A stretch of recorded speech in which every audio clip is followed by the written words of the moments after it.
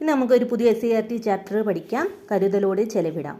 വരുമാനം ലഭിക്കുന്ന സാമ്പത്തിക സ്രോതസ്സിനെ സാമ്പത്തിക പ്രവർത്തനത്തെ വിളിക്കുന്ന തൊഴിൽ. വരുമാനം ലഭിക്കുന്ന സാമ്പത്തിക പ്രവർത്തനത്തെ വിളിക്കുന്ന തൊഴിൽ എന്നാണ്.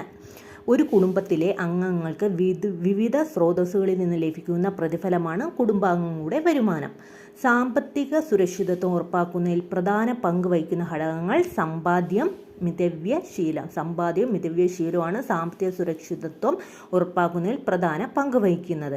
നമുക്ക് എല്ലാവരുടെയും ആവശ്യങ്ങളെ തൃപ്തിപ്പെടുത്താനുള്ള വിഭവങ്ങളുണ്ട്. എന്നാൽ ഒരാളുടെ പോലും അത്യാഗ്രഹത്തെ നിറവേറ്റാനാവില്ല താനും. ആരുടെ വാക്കുകളാണ്? ഗാന്ധിജി. ഇമ്പോർട്ടൻ്റ് കോട്ടാണ്. എല്ലാവരുടെയും ആവശ്യങ്ങളെ തൃപ്തിപ്പെടുത്താനുള്ള വിഭവങ്ങളുണ്ട്, എന്നാൽ ഒരാളുടെ പോലും അത്യാഗ്രഹത്തെ നിറവേറ്റാനുള്ള വിഭവങ്ങളില്ല.